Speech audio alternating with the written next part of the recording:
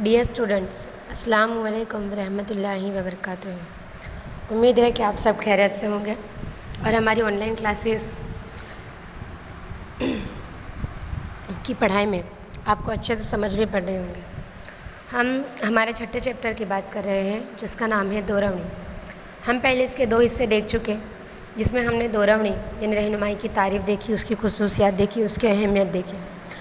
दूसरे हिस्से में हमने सुपरविज़न देखा, मोटिवेशन देखा और अब्राहम मास्लो का उसूल देखा।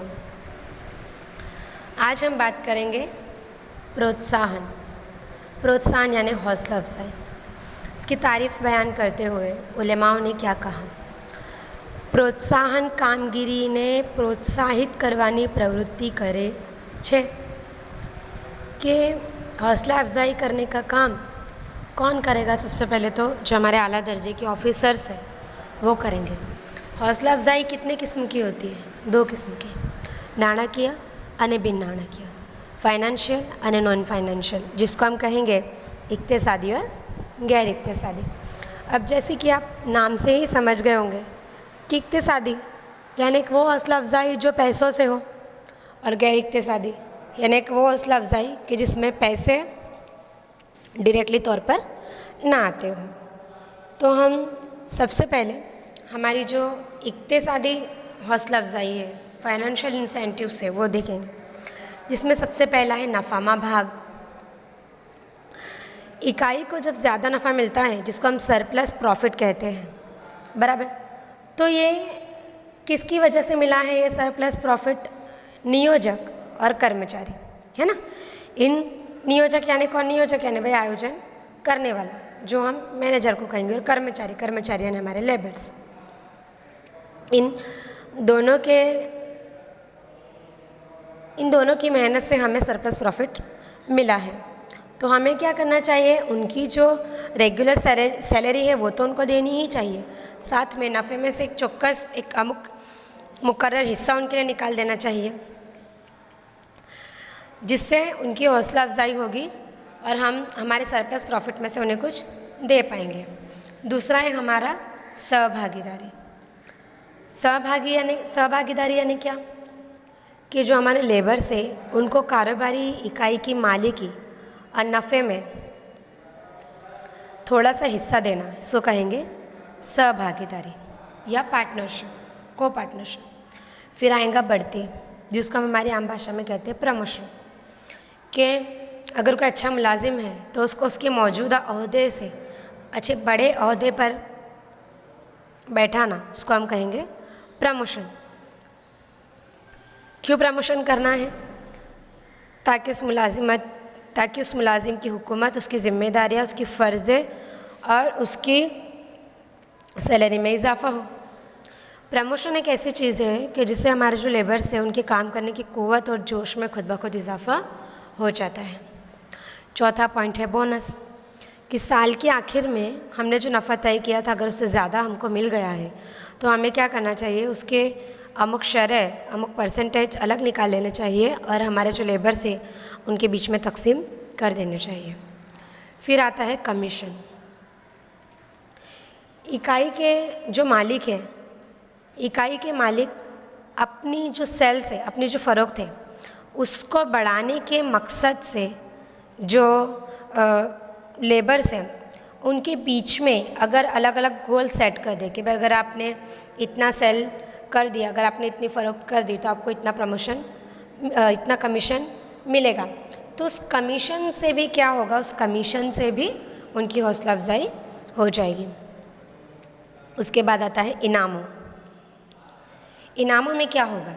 जो हमारी इकाई में काम करने वाले लोग हैं, अगर इन्होंने औरों से बढ़कर कुछ अलग किया है, इन्होंने डिसिप्लिन मेंटेन किया है, ये वक्त पर आए हैं, कभी लेट नहीं हुए हैं, तो हमें साल के आखिर में इन्हें इनाम देना चाहिए। जैसे ये कोई सर्टिफिकेट हो गया, कैश हो गया, इस तरीके से। और लास्ट में है सलाह अने सूचना। हमारे जो लेबर्स हैं वो हमारी पैदावार डिपार्टमेंट के साथ जुड़े हुए हैं, है ना। तो जब भी हमें पैदावार डिपार्टमेंट में कोई बदलाव करने हो, कोई चेंजेस लाने हो, तो हमें इसमें काम करने वाले लेबर की सलाह लेनी चाहिए और इस सलाह के बदले उन्हें पैसे देने चाहिए। क्यों? क्योंकि अगर हम हमारे पैदावारी डिपार्टमेंट में इजाफा करने के लिए एक्सपर्ट्स को हायर करते हैं तो हमें उन्हें वैसे भी पैसे देना पड़ेंगे, है ना। तो उससे बेटर है कि क्यों ना हम हमारे यहाँ काम करने वाले लोगों की सलाह लें और उन्हीं को पैसे दे दें। इससे हमारे दो काम हो जाएंगे, एक तो हमारा काम भी रफ्तार से हो जाएगा और दूसरा कि कम खर्चे में हो जाएगा। फिर आता है बिन नाणकीय प्रोत्साहन यानी नॉन फाइनेंशियल इंसेंटिव्स, जिसमें सबसे पहला है नौकरी ने सलामती, कि आप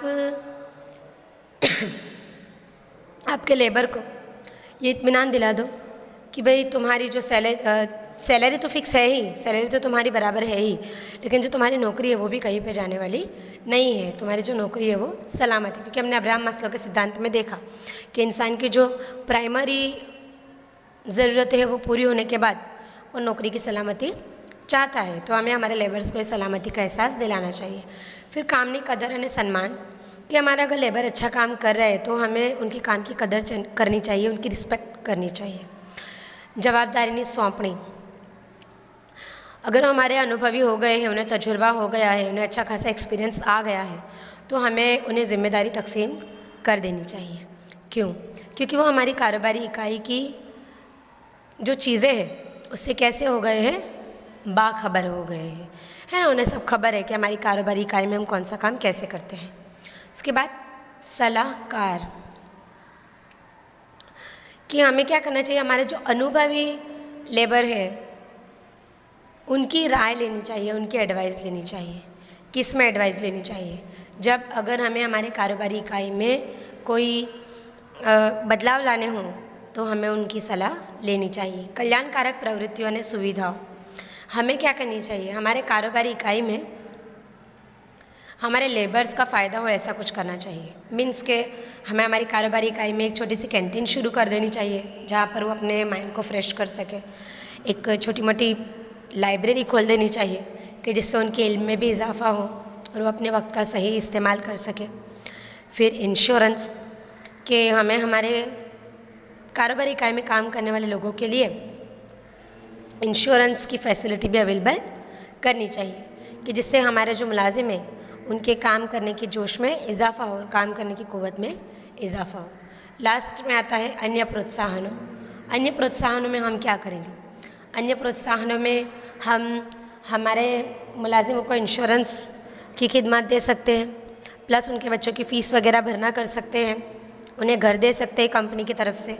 या फिर आपने देखा होगा बहुत सारी कंपनियाँ ऐसी होती हैं जो लेबर्स को घर से ले जाकर वापस घर तक छोड़ने का काम करती है। मीन्स के घर से ले जाकर कारोबारी इकाई में छोड़ना और कारोबारी इकाई से जब उनका जॉब टाइमिंग ख़त्म हो जाए तो वापस घर तक भी पहुंचा देना। तो हम ऐसी खिदमत भी कर सकते हैं।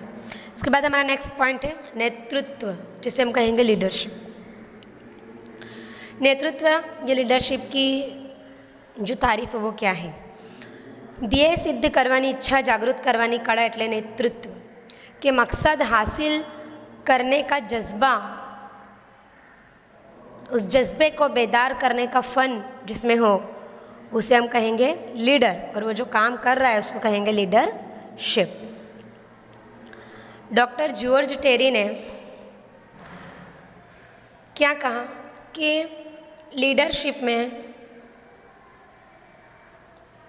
लीडर में कौन कौन से गुण होने चाहिए? Empower people, inspire people, shared vision and lead change. हमारे जो नेतृत्व है, लीडरशिप है, ये मैनेजमेंट में या मुलाजिमत में बहुत अहम रोल अदा करता है। क्या है लीडरशिप की खुसूसियात क्या है? सबसे पहले ताबेदारों अस्तित्व है ना, कि ताबेदार, आप लीडरशिप तो करोगे लेकिन किसकी? आपके हाथ के नीचे तो कोई होना चाहिए। तो ताबेदारों अस्तित्व कि जो आपसे नीचे रहेंगे, उनका वजूद। सतत प्रक्रिया, मुसलसल चलने वाली सरगर्मी है। जब तक कारोबारी इकाई का अस्तित्व है, उसका वजूद है, तब तक आप लीडरशिप करोगे। नेतृत्व न स्वीकार, कि जो आपके हाथ के नीचे काम करने वाले लोग हैं उन्होंने आपको उनका लीडर पहले तो एक्सेप्ट करना पड़ेगा उन्हें कि हाँ आप उनके लीडर हो, क्योंकि हमें उन्हीं की मुलाजिमत करनी है। अवैधिक अने प्रभाव ऊभा करी शके तेवा संबंध कि गैररस्मी और आपको ऐसे रिश्ते, ऐसे ताल्लुकात उनके साथ बनाने हैं जो एक प्रभाव, एक छाप छोड़ दे उनके ऊपर। आदर्श व्यक्तित्व,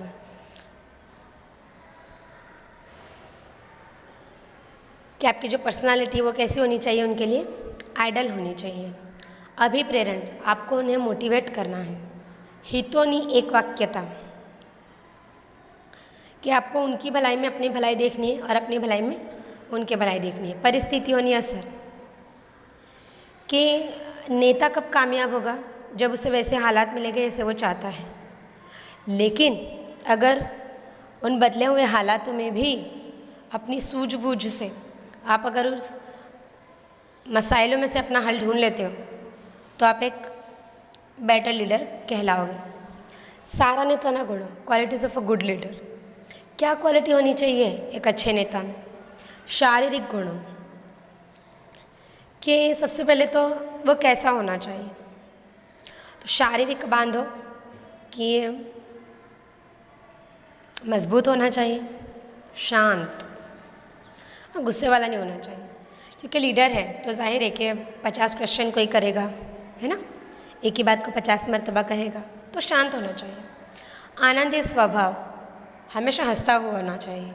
आकर्षक सौंदर्य, और थोड़ा अच्छा भी होना चाहिए ना देखने में, ताकि जो आपके यहाँ काम करने वाले लोग हैं वो आपको देखकर खुश हो। बौद्धिक गुण, बट वो ब्यूटी विद ब्रेन होना चाहिए, उसमें फैसला लेने की कुव्वत होनी चाहिए, बात करने की कुव्वत होनी चाहिए, दूर का सोचने की कुव्वत होनी चाहिए, अंदरूनी ताल्लुकात को कैसे स्ट्रॉन्ग करना है, मजबूत करना है, ये कुव्वत होनी चाहिए। साइंसी नज़रिया होना चाहिए। ये सारे बौद्धिक गुण यानी जहनी क्वालिटीज़ भी होनी चाहिए। और लास्ट में है मानसिक गुणों, कि उसे अपने काम में दिलचस्पी होनी चाहिए, उसमें इमोशन होने चाहिए ताकि वो लोगों के जज्बातों को समझ सके। वो हमेशा एक्टिव होना चाहिए, हर किसी को मदद कर सके, ऐसी उसकी भावना होनी चाहिए। आज हमने क्या देखा? आज हमने financial and non financial incentives देखे और लीडरशिप की खुसूसियात और एक अच्छे नेता के, गुड लीडर की क्वालिटीज़ भी देखी।